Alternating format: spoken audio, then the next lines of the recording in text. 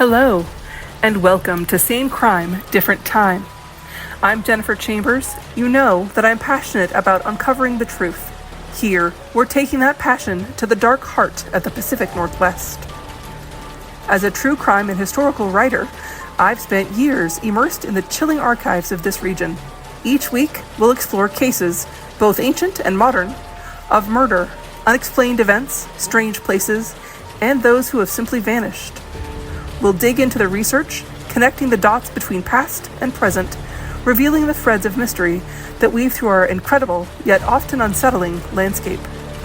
Prepare to be captivated as we discover that while times may change, the darkest aspects of human nature remain hauntingly the same. Welcome back to Same Crime, Different Time. I'm your host, Jen Chambers.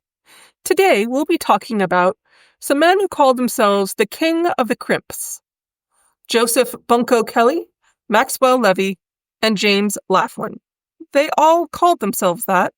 We'll find out why, but it's interesting that they all called themselves the Kings, of course. Couldn't call themselves something smaller like the Princes, or but it's hilarious. You can find a lot of documentation saying that they thought of themselves this way.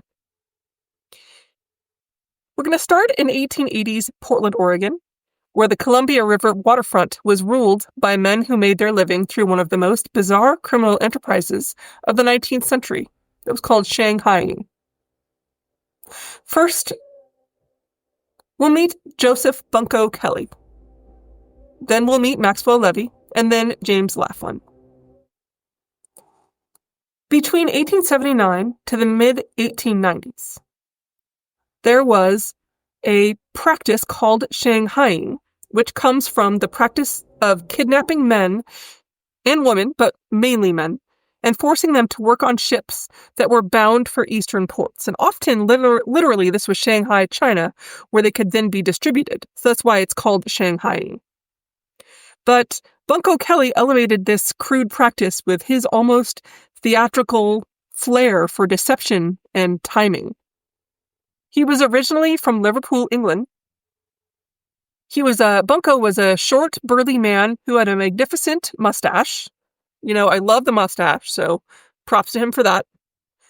But he was a professional kidnapper from what we can trace back, all the way back from England. He pretty much turned kidnapping into an art form. By his own account, he shanghaied about 2,000 men and women during his 15-year career. Though we have to kind of take that with a grain of salt, because he had a reputation for telling tall tales. He was a sailor, so I'm sure he did that a lot. So this number might not be right. But we do know that he ran boarding houses and saloons along the waterfront of Portland, which were perfect hunting grounds for his trade. His name comes from a really interesting incident called the cigar store Indian caper. So his nickname Bunco came from this scam. In 1885, he provided a crewman by shanghaiing and kidnapping a man, or a whole bunch of men, for a crew of a ship. This desperate sea captain, picture him, he needed crew members immediately. He had to go. And Kelly delivered. He delivered what appeared to be a sailor wrapped in blankets. He said the man was just passed out, he was drunk. By the time that the ship discovered at sea that their new quote-unquote crew member was made of wood and was actually a cigar store Indian, they were already on their way.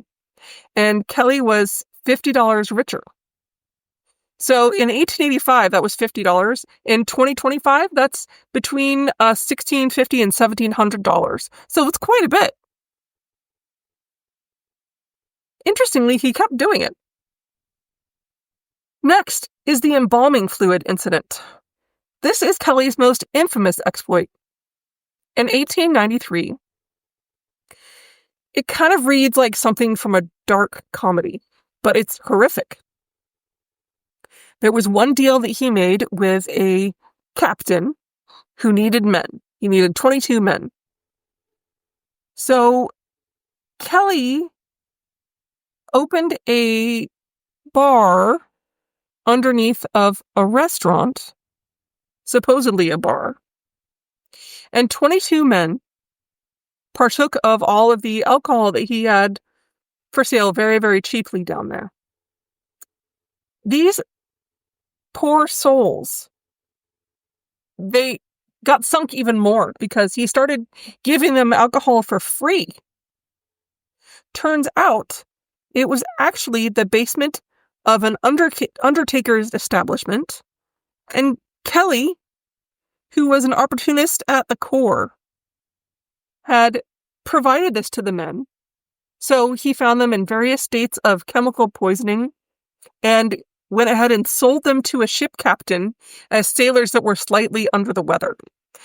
They didn't find out until after they were out at sea. And the newspaper, it was horrible. The newspaper published lots of accounts of people finding these bodies. I guess about half of them died from poisoning from formaldehyde, basically. And they were popping up in the bay. That's so gross. I mean, I guess that was industrious. He kept getting away with it for quite a while. But in a broader context, these crimes weren't happening in a vacuum. The Northwest was experiencing this shipping boom at the time, and there was a genuine demand for sailors. They were willing or not willing. The notorious waterfront district of Portland at the time was a maze. There were saloons and opium dens and boarding houses, and many of these were connected by these underground tunnels. Folklore talks about how the tunnels were used to transport unconscious victims to the ships. That is not necessarily corroborated. There are a whole lot of tall tales about that. Some people say, yes, there were definitely basements. They may or may not have been passageways. But what this whole thing illustrates from a really fascinating criminological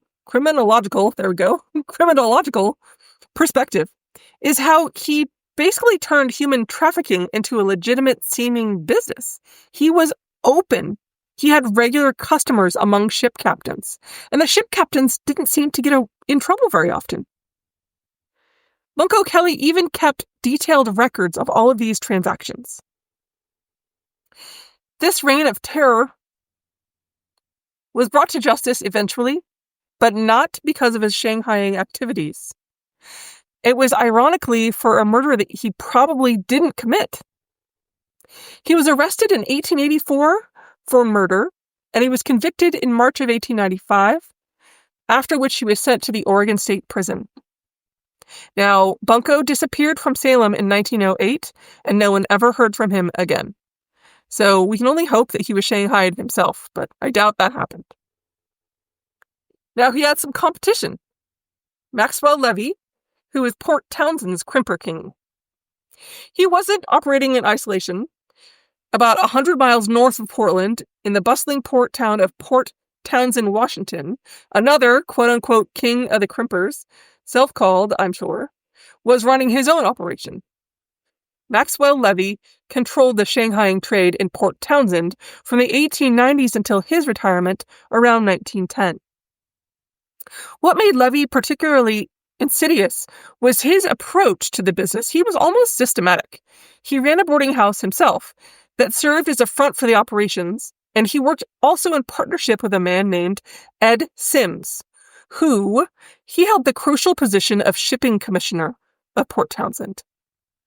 This partnership was especially corrupt because those shipping commissioners were supposed to be the ones who prevented crimping things.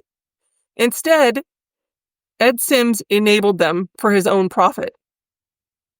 Maxwell Levy's operation demonstrates how deeply embedded shanghaiing had become in the Northwest's maritime economy. While Kelly and Portland relied more on opportunistic schemes and theatrical deceptions, Levy in Port Townsend had essentially corrupted the very system that was meant to protect these sailors, so his boarding house became a trap, where these unsuspecting men would find themselves drugged, robbed, and shipped out against their will. The fact that both Portland and Port Townsend and other parts of Portland or of Oregon and Washington, but particularly Portland, Port Townsend, Seattle, could support these major crimping operations simultaneously shows just how vast the demand was for these unwilling sailors and how the ship captains were often complicit. They turned a blind eye to how their crews were obtained as long as they had enough hands to work the rigging.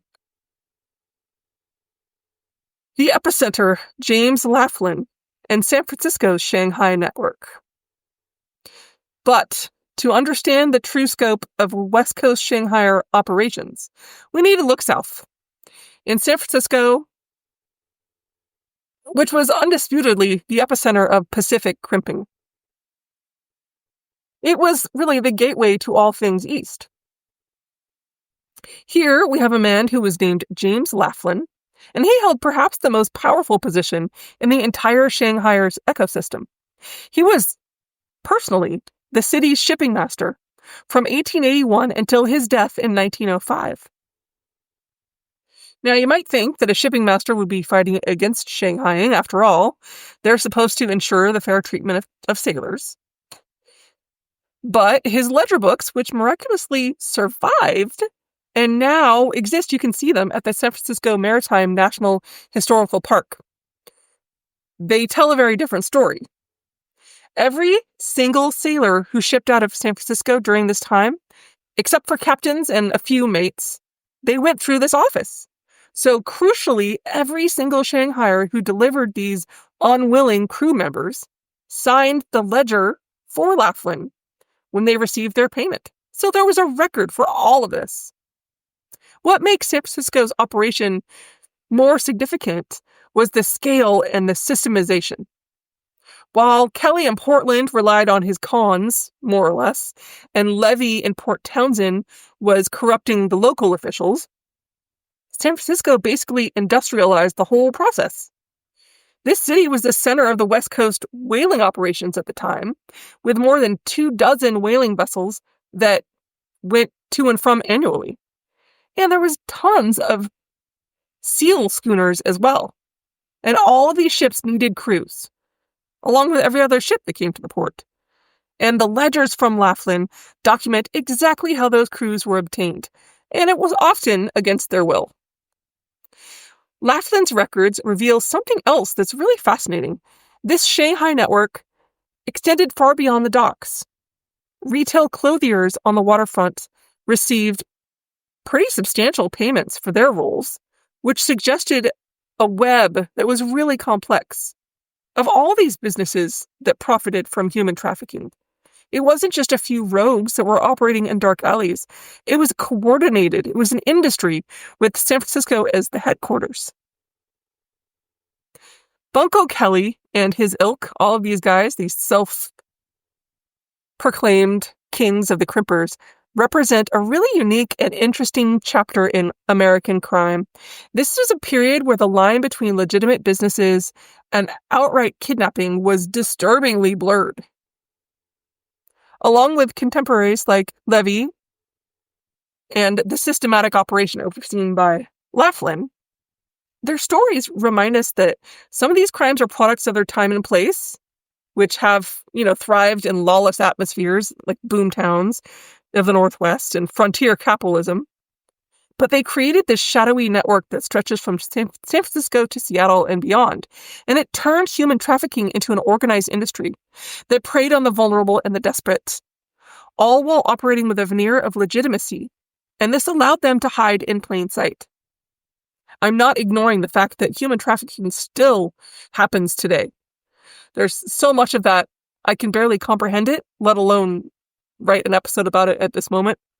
But I think this is really interesting because it's very easy for us to idolize pioneers of the American West and the settlers who lived here. And we don't often think about the shadow side, the dark side of this. So I'm very, very interested in how that happened and why that happened. And really the answer, like a lot of things, is for profit. Next time on Same Crime, Different Time, we'll explore a different shadowy topic. If you like this, please share it with someone. And if you have any comments, please go ahead and comment on my Instagram page at JB Chambers. Or you can go to my Substack, which is at JB Chambers. Thanks a lot.